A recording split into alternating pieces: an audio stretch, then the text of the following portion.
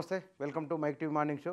తెలుగు దినపత్రికల్లో ఏ పత్రిక ఏ అంశానికి ప్రయారిటీ ఇచ్చిందో ముందుగా చూద్దాం. అందులో ఈనాడు పత్రిక మరిన్ని సమస్యల్లో మేడిగడ్డ బ్యారేజ్ అని వార్త ఉన్నది. ఇందులో 7తో పాటు 6-8 బ్లాకులు ఇతర పియర్స్కు నష్టం, డిజైన్తో పాటు నాణ్యత నిర్వహణ లోపాలు అనే వార్తను ఈనాడు పత్రిక హైలైట్ చేసింది. ఇక మరొక వార్త, అయోధ్యలో శనివారం చురుగ్గా సాగుతున్న భవ్య రామ మందిర పుష్పాలంకరణ పనులు అని ఉన్నది.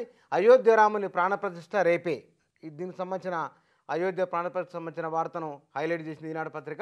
మంత్రి చెప్పడంతోనే ఈ ఫార్ములా ఒప్పందం, ఆయన ఆదేశాల ప్రకారమే సీజన్ 10 కోసం ఎఫ్ఈఓకు 45 కోట్లు ఇచ్చాం, ప్రభుత్వాన్ని నివేదించిన అరవింద్ కుమార్ అనే వార్త ఉన్నది. కోయినా నీటి కోసం ప్రతిపాదనలు సిద్ధం, మహారాష్ట్ర 30 టీఎంసీలు కోరనున్న తెలంగాణ అనే వార్త ఉన్నది. వీటితో పాటుగా ఈ నెల నుంచి కరెంటు బిల్లులు కట్టొద్దు అని కేటీఆర్ చేసిన వ్యాఖ్యలకు సంబంధించిన వార్త ఉన్నది. పార్లమెంట్ ఎన్నికల తర్వాత బారాస కనిపించదని ముఖ్యమంత్రి రేవంత్ రెడ్డి చేసిన వ్యాఖ్యలను కూడా ఈనాడు పత్రిక మొదటి పేజీలో హైలైట్ చేసింది. ఈనాడులో ఉన్న మరొక వార్త, అయోధ్య రాముడిపై సైబరాసురుల కన్ను అనే వార్త ఉన్నది.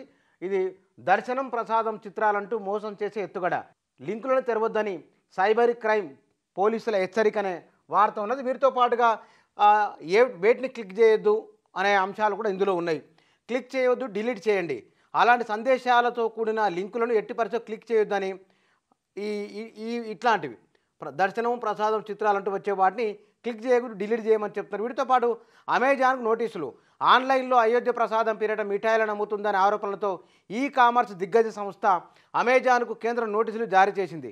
వారం రోజుల్లో వివరణ ఇవ్వాలని, లేకపోతే వినియోగదారుల రక్షణ చట్టం 2019 ప్రకారం సంస్థపై చర్యలు తప్పవని హెచ్చరించింది. వినియోగదారులను తప్పుదోవ పట్టిస్తున్న విక్రేతలపై చర్యలు ప్రారంభించినట్లు అమెజాన్ ప్రతినిధి తెలిపారు. రామమందిర ప్రసాదం పేరిట ఉన్న ఉత్పత్తుల సేల్స్ ఆప్షన్ను తొలగించినట్లు వెల్లడించారు. ఇట్లా చాలా అంశాలను ఈనాడు పత్రిక ఇందులో హైలైట్ చేసింది. ఎలాంటి మోసాలకు ఆస్కారం ఉంది అని అంటే కనుక, ఇందులో రామమందిర ప్రారంభోత్సవం సందర్భంగా వీఐపీ ఎంట్రీ పాస్ పొందేందుకు లింక్ క్లిక్ చేయండి అనే సందేశం పంపిస్తారు, ఇక్కడ జాగ్రత్తగా ఉండాలి. ఆలయ ప్రారంభోత్సవానికి మీకు ఆహ్వానం అంటూ లింకు రావచ్చు, ఇక్కడ జాగ్రత్తగా ఉండాలి. ప్రారంభోత్సవానికి సంబంధించిన ప్రత్యక్ష ప్రసారంతో కూడిన వీడియోలు ఫోటోలు ఉన్నాయంటూ లింకులను పంపిస్తారు, జాగ్రత్తగా ఉండాలి. అయోధ్య ప్రసాదాన్ని హోమ్ డెలివరీ చేస్తామని మభ్యపెడతారు, జాగ్రత్తగా ఉండాలి. ఆలయ ప్రారంభోత్సవం నేపథ్యంలో వీఐపీ టెంపుల్ విజిట్ చేస్తామంటూ ఆశపెట్టి ముగ్గులోకి లాగుతారు. ఆలయ ప్రారంభోత్సవాలకు విరివిగా వ్యయం అవుతున్నందున విరాళాలు ఇవ్వాలని క్యూఆర్ కోడ్ పంపుతారు, జాగ్రత్తగా ఉండాలి. ఇక్కడ కుటుంబ సభ్యుల పేరిట ఆలయంలో పూజలు చేస్తే పుణ్యం వస్తుందని ఆశపెట్టి వలేస్తారు, ఇక్కడ జాగ్రత్తగా ఉండాలి.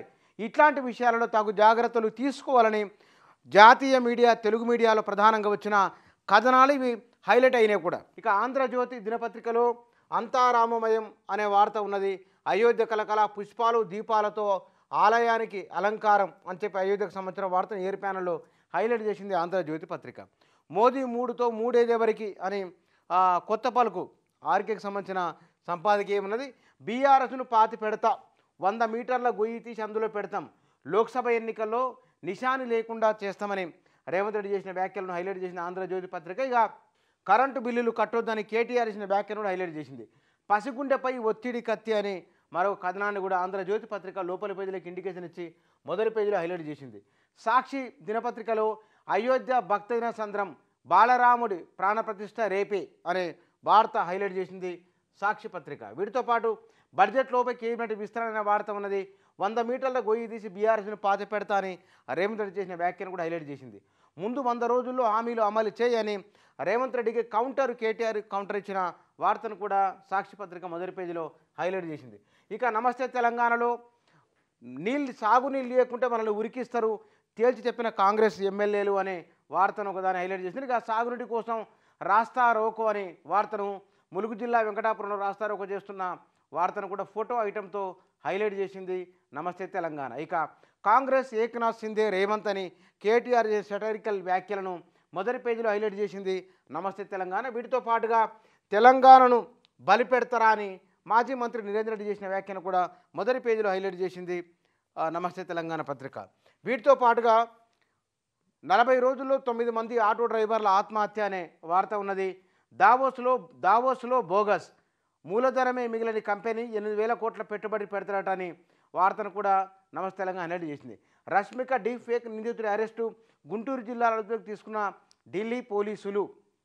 ల్యాప్టాప్ మొబైల్ స్వాధీనం అనే వార్తను కూడా హైలైట్ చేశారు. ఇక దేదీపి అయోధ్య అని ఫోటోతో పేజీలో హైలైట్ చేసి మొదటి పేజీలో నమస్తే తెలంగాణ.